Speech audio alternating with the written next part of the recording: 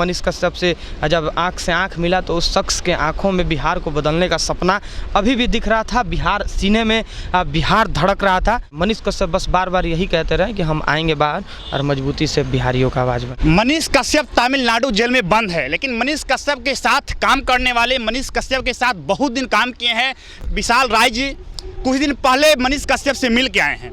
लेकिन मनीष कश्यप से मिलने के बाद क्या उनका बॉडी लैंग्वेज था, कितना पॉजिटिव सोच रहे थे, उनका हौसला टूटा है कि और एनर्जी के साथ निकलेंगे तो काम करेंगे। हम विशाल राय जी से जानने के प्रयास करें कि आखिर मनीष कश्यप कैसे हैं। देखिए मनीष कश्यप बहुत अच्छे हैं। हम लोग लगातार मनीष भैया के साथ हम लोग हमेशा बहुत सारे टॉपिक पे काम किए हैं, क्योंकि एक फील्ड में काम करना था तो वो भी कहीं जाते थे, हम लोग भी जाते थे, तो हर जगह मुलाकात होता था और उनसे संबंध जो हम लोगों का है वो शुरू से ही रहा। जब मनीष कश्यप बहुत छोटा था उनका प्लेटफॉर्म, तब भी हम लोग साथ में थे और मनीष कश्यप आज बहुत बड़े हैं तब भी हम लोग साथ में।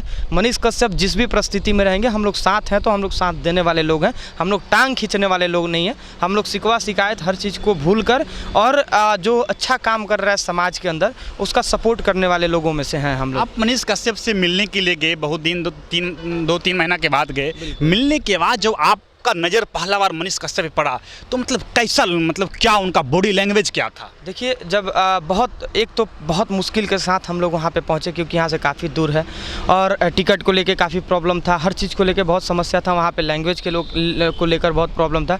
हम लोग कैसे भी मुश्किल को सामना करते हुए हम लोग अंदर गए। मनीष कश्यप से जब मनीष कश्यप आए, जब अपने उस साइड जहाँ मुलाकात होता है वहाँ पर जब पहुँचे तो हम लोग बाहर खड़ा थे, देखते देखते आँखों में बहुत, मतलब समझिए कि एक होता है ना कि कुछ अचानक से कुछ चीज़ छूट गया उस तरीके से, या फिर मतलब हम एक्सप्लेन नहीं कर पाएंगे कि उस टाइम का क्या फीलिंग्स था।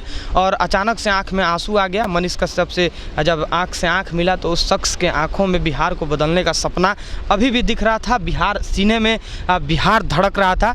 वो इंसान एक बार भी जब जैसे मेरा टेलीफोन के माध्यम से बात हो रहा था, उस साइड वो थे, इस साइड हम थे, दोनों एक टेलीफोन से एक दूसरे को हम लोग देख पा रहे थे, लेकिन टेलीफोन के माध्यम से बात कर रहे थे। लेकिन जैसे पहला वर्ड वो उधर से बोले कि बिहार के लोग कैसे हैं, तो ये सुनकर मतलब आप के बारे में नहीं पूछे कि आप कैसे, यानी बिहार के बारे में, बिहार के लोग कैसे हैं। फिर उसके बाद तुरंत बोले कि विशाल भाई बहुत बहुत धन्यवाद। हम बोले कि भैया आप हमको छोटा मत करिए, धन्यवाद किस बात का, हम लोग धन्यवाद तो आपको देना चाहिए कि आज आप बिहार के लिए ही काला पानी का सजा काट रहे हैं। आप बिहार के लिए, आप पे NSA लग गया, आप बिहार के लिए लड़ रहे हैं। इस बात का धन्यवाद हम बिहारियों को आपको देना चाहिए कि 21वीं सदी में एक भगत सिंह पैदा हुआ है जो इस बिहार को आज़ाद कराना चाहता है, पिछड़ापन से बिहार को आज़ाद कराना चाहता है, बेरोजगारी से बिहार को, कहीं ना बाढ़ से, सुखाड़ से, तमाम तरह का समस्या है उससे आज़ाद कराना चाहता है और उसके लिए लगातार लड़ रहा है। तो धन्यवाद तो हम बिहारियों को देना चाहिए आपको भैया। आप हिम्मत नहीं हारना है, आपको लड़ाई लड़ना है। हम बोले उनसे, वो बोले कि विशाल भाई अब हमको कितना दिन का सजा होगा, कितना दिन जेल में रहेंगे, इस बात का चिंता नहीं है। परिवार के बारे में नहीं पूछे कि मेरा परिवार कैसा है? एक बार भी केस का जिक्र भी नहीं किए। अपने भाई, अपनी बहन, मतलब परिवार में जो लोग भी उनके हैं, किसी का जिक्र वो एक बार भी जिक्र नहीं किया। सिर्फ बिहार का जिक्र, सिर्फ ये बोल रहे कि बिहार को बदलना है और उसके लिए सबको लड़ना है। बिहार जाइएगा तो आप बिहार एक संदेश बिहारियों को दीजिएगा, एक कहिएगा कि मनीष कश्यप ये बात कहे हैं कि मनीष कश्यप के लिए नहीं, बिहार के लिए लड़ना है। और बिहार को अगर आप लोग चाहते हैं कि पिछड़ापन से आज़ाद हो, बिहार का एक ऐसा गांव है जहां पे हज़ारों लोग पलायन करके दूसरे राज्यों में रहने पे मजबूर हैं नौकरी और रोजगार के चक्कर में, तो आप बोलिएगा कि मनीष कश्यप के लिए नहीं, बिहार के लिए लड़ना है। और बिहार को अगर पिछड़ापन से आज़ाद कराना चाहते हैं आप लोग तो मजबूती के साथ इस लड़ाई सजा काटते हुए भी लग रहा है कि हम अपने परिवार के लिए, हम अपने लिए नहीं जीते हैं, बिहार के लिए जी रहे हैं, मतलब और निकलेंगे फिर भी बिहार के लिए काम करेंगे। एक डर, थोड़ा सा भी डर नहीं झलक रहा था उस इंसान के चेहरा पे। इस बात का चिंता ही नहीं था कि हम कितना दिन जेल में रहेंगे, क्या होगा, कैसे छूटेंगे, नहीं कुछ, मतलब एकदम बिंदास थे। सिर्फ बिहार का चर्चा कर रहे थे। एक बुक मांगे थे, बुक वो अंदर तक नहीं हम लोग पहुंचा पाए और बहुत सारे विषयों पे बात हुआ।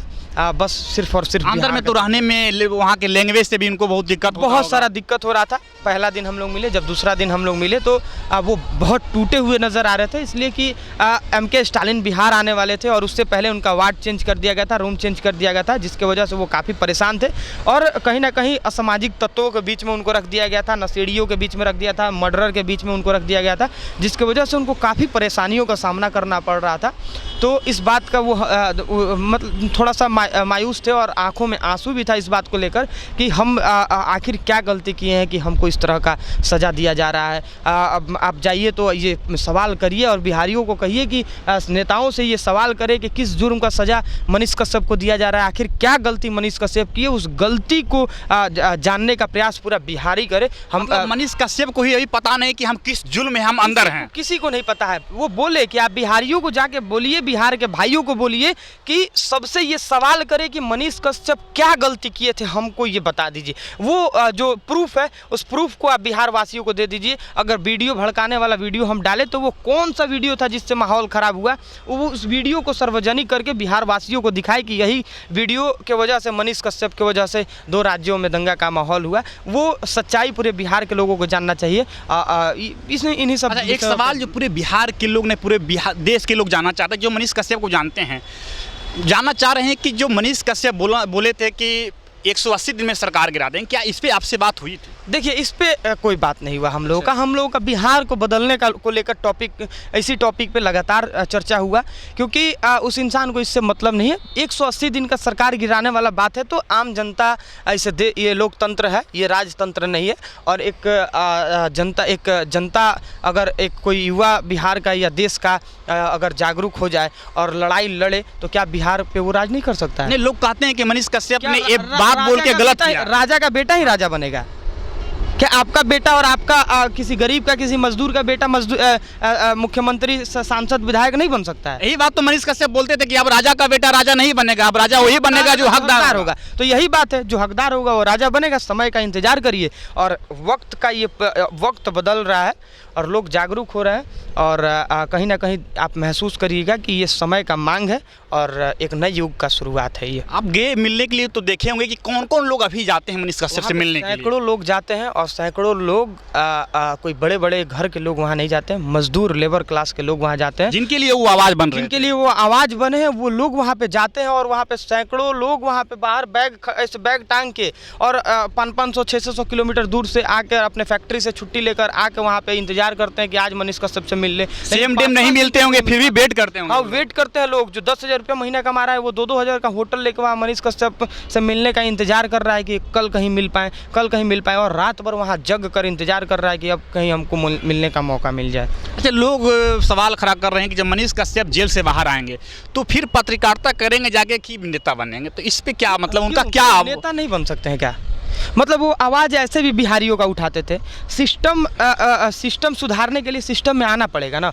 वो पत्रकार बन के क्या किसी गांव के समस्या का समाधान, किसी स्कूल के समस्या का समाधान कर सकते हैं? नहीं कर सकते हैं ना। तो अगर वो सिस्टम में आते हैं तो हम लोगों का ये सौभाग्य होगा और बिहार के लोगों का ये सौभाग्य होगा कि वो सत्ता में आते हैं। अगर वो सांसद बनते हैं या विधायक बनते हैं या कोई भी चीज़ आते हैं, कोई भी संवैधानिक पद अगर उनको मिलता है तो ये बिहारियों का सौभाग्य होगा कि एक निडर और निष्पक्ष तरीके से काम करने वाला एक व्यक्ति जो बिहार के बारे में सोचता है, जिसके सीने में बिहार धड़कता है, जिसके आंखों में बिहार को बदलने का सपना हो, वो बिहार के सत्ता में आया है। तो ये तो सौभाग्य की बात होगा ना। मनीष कश्यप का एक ही सपना है कि बिहार को बदले, चाहे जनप्रतिनिधि के रूप में या पत्रकारिता के रूप में या किसी के भी रूप में, सिर्फ बिहार बदलने का उन्होंने संकल्प लिया है। बिल्कुल, बिहार बदलने का संकल्प लिया है और वो कहे हैं कि बिहारियों को कहिएगा, बिहार के युवाओं को कहिएगा कि हर व्यक्ति इस बिहार के लिए लड़े, क्योंकि हम लोगों को इस बिहार को पिछड़ापन से आज़ाद कराना है। हम लोग कब तक धक्का खाते रहेंगे? हम लोग लड़ेंगे और लड़के और जीतेंगे।